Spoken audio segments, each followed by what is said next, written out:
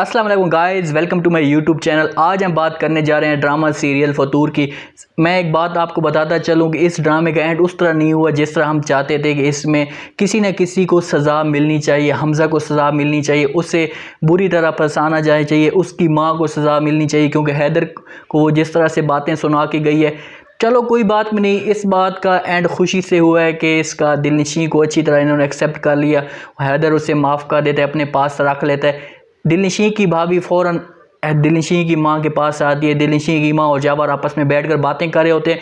उनको बता दिया कि दिलनशी की कॉल आई थी और उसने मुझे बताया कि मैं हैदर के पास जा रही हूँ, अगर हैदर ने मुझे एक्सेप्ट ना किया तो मैं अपने आप को मार लूँगी। जैसे ही ये बात सुनती है दिलनशी की माँ तो फ़ौरन परेशान सी हो जाती है, अपने हाथ ऊपर कर लेती है और उससे कहती है कि खुदाया हैदर के दिल में इस तरह का रहम पैदा कर दे कि वो उसे किसी भी तरीके से माफ़ कर दे, उसे अपने घर में जगह दे दे ताकि उस घर में वो सेव हो जाए, दोबारा से उस तरह इनकी आपस में खुशियाँ आ जाएं। हैदर के धक्के देने के बाद भी दिलनशी वो घर छोड़कर बिल्कुल भी नहीं जाती, उस घर में मौजूद होती है। जैसी वहाँ पर बैठी होती है इतने में सारा भी आ जाती है। हैदर तो उसे धक्के देकर चला जाता है लेकिन दिलनशी वहाँ पर बैठ जाती है। सारा आती है, सारा जैसे उसे देखती है सारा भी उसे धक्के देती है और उसे सही तरह गालियाँ देती है और उसे कहती है कि निकल जाओ हमारे घर से, मेरी जो बच्ची कुची माँ है, आधी माँ रह चुकी है, क्या तुम उसको भी अब मारना चाहती हो? फिर से तुम इस घर में रहकर जिस आशिक के साथ तुम रंगरलियाँ मना रही थी उस आशिक के पास जाओ, उसी के साथ रहो। दिलनशी उसे यकीन दिलाने की कोशिश भी करती है और उससे कहती है कि भाभी जी मुझे माफ़ कर दें, मुझसे बहुत बड़ी गलती हो गई, मैं आपके पाँव पकड़ती हूँ। दिलनशी को वो भी माफ़ नहीं करती, साथ में सिक्योरिटी गार्ड खड़ा होता है, उसे आवाज़ देती है और उससे कहती है कि ये हमारे घर की, अब इस घर की माल करनी है, इस घर का कोई भी इसे हम नहीं जानते कौन है और आप इसे इस घर से धक्के देकर निकालें। और वहाँ पर मौके पे भी इसे धक्के देकर निकाल दिए।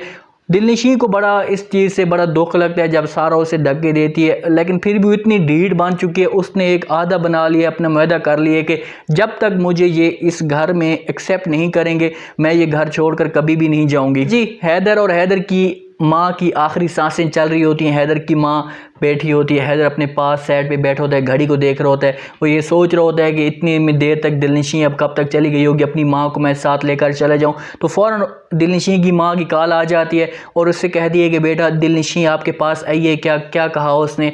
बेटा उसे एक्सेप्ट कर लेना, उसे माफ़ कर देना, कोई बात भी नहीं, मैं भी आकर माफ़ी मार लूँगी। तो जैसे हैदर ये बात सुनते तो फ़ौरन उसकी माँ को कहता है कि मेरे पास तो दिलनशी नहीं है, मुझे उसका किसी किस्म का कोई भी पता नहीं, आप किसी और के पास पता कर लें। जैसे ही ये बात सुनती है दिलनशी की माँ तो उसे कहती है कि बेटा उसने तो मुझे कहा था, उसने कॉल की थी मेरी बहू को कि कहा था कि मैं हैदर के पास जा रही हूँ और अगर हैदर ने उसे माफ़ ना किया तो सुसाइड कर लेगी और मुझे बहुत ज़्यादा डर है, बेटा उसे प्लीज़ माफ़ कर दो। हैदर उसे कहता है कि आंटी जी मुझे किसी किस्म का कोई भी पता नहीं और दोबारा मुझे इस नंबर पर कॉल भी मत करना, और तुम अगर तुम्हें पता है तुम्हारे पास आएगी, मेरे घर में नहीं आती। हैदर फ़ौरन मुकर जाता है इस चीज़ से और कॉल काट देता है।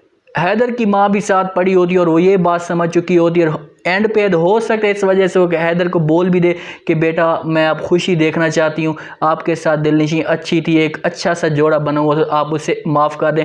हैदर क्या पता इस बात पे अपनी माँ की बात भी मान ले। हैदर फ़ौरन वहाँ से निकलता है, गाड़ी में बैठता है, रोडों पे धक्के धुक्के खा रहा होता है, देख रहा होता है कि कहाँ पे दिलनशी है, कहाँ पे हो सकता है कहीं मुझे मिल जाए, लेकिन उसे कहीं भी नहीं मिलती। इतना थक जाता है बेचारा, सारा दिन उसे ढूंढ ढूंढ के वहाँ से अपने घर जाता है। जैसे ही जाता है तो पीछे से साथ में बैठी दिलनशी वहाँ पे रो रही होती है, टाइम गुजार रही होती है, टाइम पास कर रही होती है। मैंने सोचा था अब तक चली भी गई होती। दिलनशी उसकी हैदर उसकी तरफ देखता है, दिलनशी उसकी तरफ देखती है, आपस में दोनों बढ़ने लगते हैं। हैदर का हो सकता है यहाँ पे दिल नरम हो जाए और दिलनशी के पास चला जाए और उसे माफ़ कर दे, क्योंकि हैदर किसी भी सूरत में अपनी माँ की बात को मतलब इनकार नहीं करता। जिस वक्त हैदर वहाँ से निकलता है तो उसकी माँ के ये अल्फाज लाजमी होते हैं कि बेटा तुमने दिलनशी को मेरे पास लेकर आना है, उसे माफ़ कर देना, क्योंकि दिलनशी की हैदर की माँ का आमना सामना ज़रूर होगा, उसे समझाएगी सारी बातें कि बेटा तुमने जो ये काम किए ऐसा दोबारा कभी भी नहीं करना, मैं जा रही हूँ ये दुनिया छोड़कर, ये शहर छोड़कर, ये आप लोगों का घर छोड़कर, अब ये घर तुम्हारा ही है और तुम इसके साथ खुशी हंसी बसते रहना। तो हैदर भी ये चीज़ सुनता है, हैदर की आंखों में तो आंसू आ रहे होते हैं, हैदर तो यकीन नहीं कर पाता कि मेरी माँ मेरे आंखों के सामने जा रही है। हमज़ा को यहाँ पर सज़ा मिलनी चाहिए थी, हमज़ा को बिल्कुल घुमा दिया। जिस तरह लोग कह रहे थे कि बीच में मेमल का किरदार अदा करना चाहिए, मेमल आनी चाहिए, मेमल इनको आपस में मिलवानी चाहिए, लेकिन मेमल भी नहीं है। सारी गेम आ गई दिलनशी के ऊपर। हमज़ा भी शादी करके चला गया, हमज़ा की माँ का भी कुछ पता नहीं है, मेमल का भी कुछ नहीं पता। इनका आपस में पता होना चाहिए था। इनको हमज़ा को तो लाजमी बात है और हमज़ा की माँ के साथ होना चाहिए था बुरा।